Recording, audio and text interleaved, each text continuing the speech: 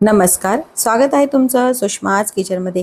आज आपण उन्हाळ्यात बनवल्या जाणाऱ्या बाजरीच्या खारवड्या तयार करणार आहोत। 1 किलो बाजरीच्या खारवड्या आपण आज कुकरमध्ये चीक शिजवून तयार करणार आहोत। कुकरमध्ये चीक शिजवल्यामुळे अगदी 10 मिनिटात हा खारवड्याचा चीक शिजला जातो आणि अजिबात कच्चा पण राहत नाही। या पद्धतीने केलेल्या खारवड्या वर्ष ते 1.5 वर्ष पण अजिबात जाळी आली न होता पण टिकतात।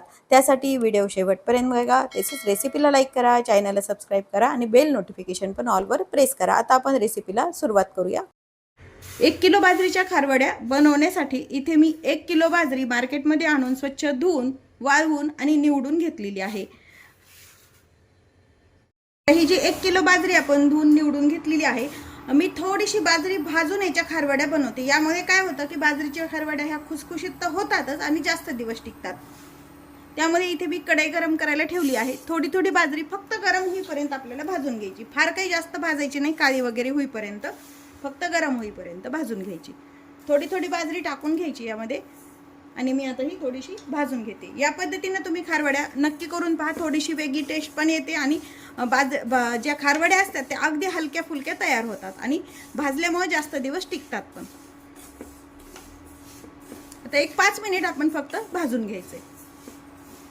बाजरी आपल्या हाताला छान गरम लागतीये, भाजून झाली, काढून ठेवूया एक ताटामध्ये आणि राहिलेली शिल्लक राहिलेली बाजरी याच पद्धतीने आपण भाजून घ्यायची आहे। भाजून घेतलेली बाजरी एक 5 ते 10 मिनिट थंड करून घ्यायची। आता ही थंड झालेली जी बाजरी आहे आपल्याला मिक्सरच्या पॉटमध्ये घेऊन जाडसर आपल्याला पल्स मोडवरती काढून घ्यायची। अगदी भरड काढायची, पीठ होऊ द्यायचं नाही बाजरीचं पूर्णपणे, किंवा तुम्ही घरघंटीवर पण काढू शकता। बाजरी भाजल्यामुळे मिक्सरवरती काढायला अगदी सोपी जाते। थोडीशी बाजरी मी मिक्सरच्या पॉटमध्ये घेतली आणि आता ही पल्स मोडवरती मी थोडीशी भरट करून घेते। या पद्धतीने आपण ही जाडसर बाजरीच्या कण्या काढून घेतलेल्या आहेत। जास्त पीठ न होता याच पद्धतीने बाजरीच्या कण्या आपल्याला काढून घ्यायच्या। शिल्लक राहिलेली बाजरी याच पद्धतीने आपण भरडून घेऊया। काढून घेतलेली बाजरी जी आहे आपल्याला थोडीशी चाळून घ्यायची, म्हणजे थोडंफार जरी पीठ असेल तर ते आपलं निघून जातं आणि व्यवस्थित आपल्याला छान बाजरीच्या कण्या तयार होतात। असं थोडंफार पीठ पडतं, ते तुम्ही एखाद्या भाजीला भरड म्हणून पण वापरू शकता किंवा मग बाजरीच्या पापड्या बनवताना त्यामध्ये पण तुम्ही टाकू शकता। आता आपण या पद्धतीने ही बाजरीची भरड चाळून घेऊया। पाहू शकता हे जाडसर आपलं बाजरीच्या कण्या आपण काढून घेतल्यात आणि हे बाजरीचं थोडंसं फार पीठ आहे।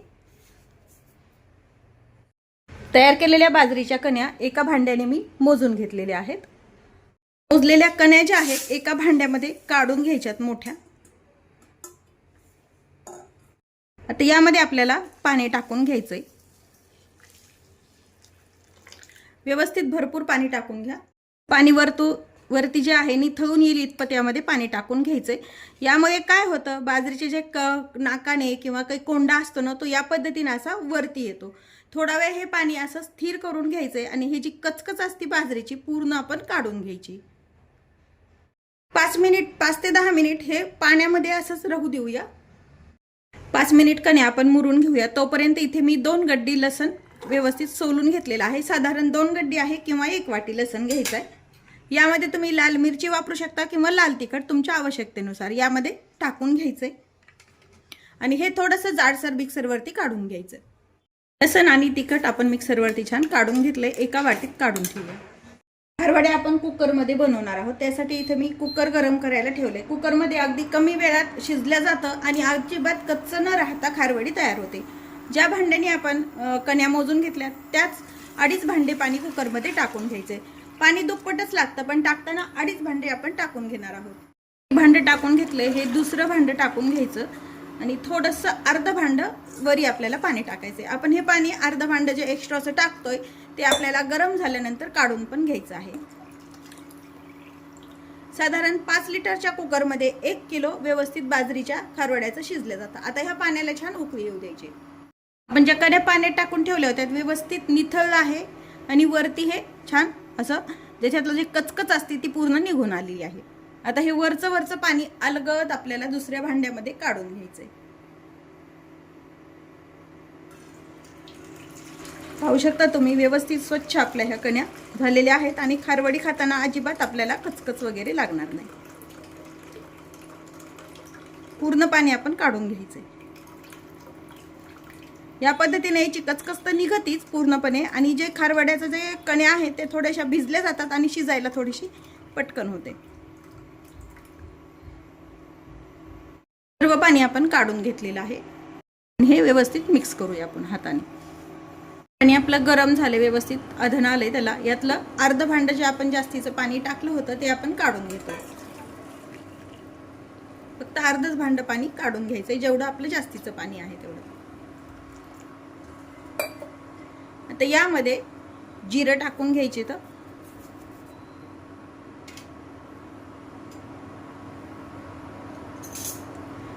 जे आपण मिरची आणि लाल तिखट काढलं होतं ते पण यामध्ये टाकून घ्यायचे.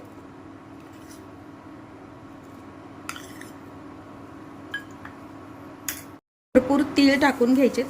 तिखटाचं प्रमाण तुम्ही तुमच्या आवडीनं कमी जास्त करू शकता. चवीपुरतं यामध्ये आपल्याला मीठ टाकायचं. मीठ साधारण फार जास्त टाकू नका, नाही तर काय होतं ज्याच्यामध्ये खारवड्या वाळतात ना तेव्हा खरटपणा जास्त येतो. साधारण 2 टेबलस्पून मी इथं मीठ टाकले. त्यापेक्षाही कमी केलेलं आहे. जर तुम्हाला कमी वाटलं तर तुम्ही चीक शिजल्यानंतर टेस्ट पाहून पण मीठ वापरू शकता. गरम पाण्यामध्ये टाकलेले मसाले, तीळ, जिरं हे सर्व एका चमच्याने किंवा रवीने छान मिक्स करून घ्यायचे. तीळ वगैरे टाकून याला पुन्हा एक छान उकळी येऊ द्यायची. आपण आधनाच्या पाण्यातच हे टाकलेलं आहे. आता चांगली खळखळून उकळी याला येऊन द्यायची आहे. मसाले टाकून पाणी छान उकळलेलं आहे. हीट कमी करून घ्यायची आहे. गॅसवर करत असाल तरी कमी करा. आणि हे जे भिजून घेतलेलं आपलं कण्या आहेत एका झाऱ्याने अशा यामध्ये टाकून घ्यायच्यात. भिजवल्यामुळे काय होतं, कोरडं पीठ जेव्हा आपण यामध्ये टाकतो त्याच्या गाठी व्हायची भीती असते, पण भिजून घेतलेल्या पिठाच्या अजिबात यामध्ये गाठी होत नाही. आणि मधून पुन्हा हलवून घ्यायचं असं टाकता टाकता. सर्व आपण यामध्ये तसंच कण्या ह्या टाकून घेऊया. सर्व कण्या आपण भिजवलेल्या यामध्ये टाकून घेतल्यात.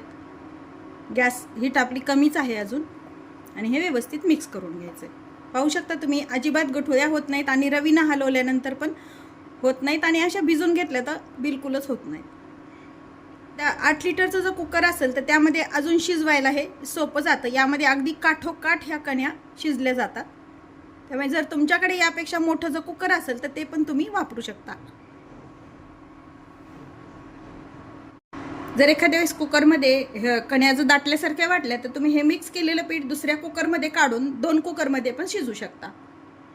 या वेळेला थोडी टेस्ट चेक करा तुम्ही, म्हणजे मीठ वगैरे कमी जास्त आहे का ते. आणि कमी असेल तर तुम्ही वरतून मीठ वापरू शकता. थोडीशी हीट आपण जास्त करूया आणि याला असंच एक चटका येऊ द्यायचा झाकण न लावता.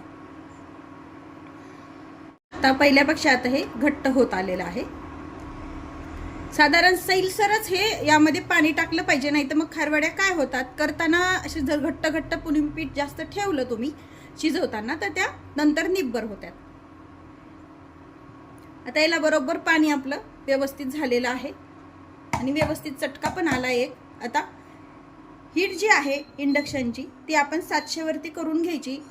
आणि गॅस जर असेल तुम्ही गॅसवर करत असताल तर मीडियम हीटवरती गॅस करून घ्यायचा. कुकरचं झाकण लावायचं आणि फक्त 2 शिट्ट्यावरती सेट करून घ्यायचं. या पद्धतीनं फक्त 2 शिट्ट्यामध्ये हे खारवड्याचं आपलं शिजलं जाते. तुम्ही गॅसवर करा किंवा मग इंडक्शनवरती करा. 2 शिट्ट्या झाल्यानंतर पाहूया. 2 शिट्ट्या झालेल्या आहेत. वाफ काढून घेऊया. व्यवस्थित थंड झालेले वाफ गेलेली आहे. झाकण उघडून पाहूया. फक्त एक लक्षात ठेवा, इंडक्शनवरती जेव्हा आपण शिट्टीचं मेजरमेंट ठेवतो तेव्हा जसं तुमच्या कुकरला वेळ लागतो त्या पद्धतीने तुम्ही ठेवायचं. एक पाहू शकता हे व्यवस्थित छान शिजल्या गेलेलं आहे. चिकटपणा व्यवस्थित आलेला आहे आपल्याला. हे जरी आता पातळ वाटत असलं तरी पुन्हा थंड झाल्यानंतर व्यवस्थित घालायला घट्टसर तयार होतं. कोणत्याही पापड्याचा, खारवड्याचा किंवा कुरडईचा चीक शिजला का नाही ते पाहण्याची एक सोपी ट्रिक मी तुम्हाला सांगते. त्यासाठी इथं मी वाटीभर अर्धी वाटी पाणी घेतलेलं आहे. पाणी पूर्णपणे थंड आहे, नॉर्मल रूम टेम्परेचरचं. यामध्ये शिजवलेला चीक हा टाकून पाहायचा आहे. पाहू शकता हा टाकल्या चीक जो आहे अति व्यवस्थित न विरघळता व्यवस्थित तळाशी असा बसलेला आहे. म्हणजे हा चीक छान शिजला गेलेला आहे. जर हा चीक शिजला गेलेला नसता तर पाण्यात टाकल्या हा विरघळला गेला असता. पाहू शकता तुम्ही, कितीही आपण यामध्ये तोडून टाकलं तरी हा चीक हा विरघळला जात नाही अजिबात. म्हणजे हा चीक व्यवस्थित शिजला गेलेला आहे. ही एक सोपी ट्रिक आहे कोणताही चीक शिजला का ते पाहण्यासाठी. आता हे पुन्हा यामध्ये टाकून घेऊया आणि याच्या आता थंड झाल्यानंतर आपण खारवड्या घालूया. थोडंसं आपण एका भांड्यामध्ये काढून घेऊया म्हणजे आपल्याला थंड करून घेता येईल. आता हा जो चीक आहे कुकरमध्ये पटकन थंड होणार नाही म्हणून मी थोडासा ताटामध्ये काढून घेतेय, म्हणजे छान थंड होतो आणि घट्टपणा येतो त्याला. पाहू शकता छान चिकट असा हा चीक शिजला गेलेला आहे आणि अगदी 10 मिनिटात. नाहीतर असं जर तुम्ही शिजवायला गेला असता तर खूप वेळ लागला असता शिजण्यासाठी.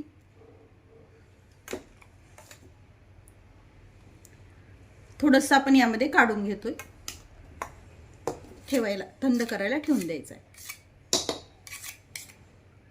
मिश्रण हात लावण्याइतपत थंड झालेलं आहे. थोडंसं पाण्याचा हात घ्यायचा आणि थोडं मिश्रण हातामध्ये घ्यायचंय. इथे मी तुम्हाला थोड्याशा खारवड्या मोठ्या ताटामध्ये घालून दाखवते, बाकीच्या मी पॉलिथिनवरती टाकणार आहे. तुम्ही ताटात किंवा पॉलिथिनवरती पण ह्या खारवड्या टाकू शकता. अशा पद्धतीने ह्या छोट्या मोठ्या तुमच्या हव्या तशा तुम्ही यामध्ये खारवड्या टाकून घ्यायच्या. तुम्ही खारवड्या कशा बनवता हे कमेंटमध्ये नक्की सांगा.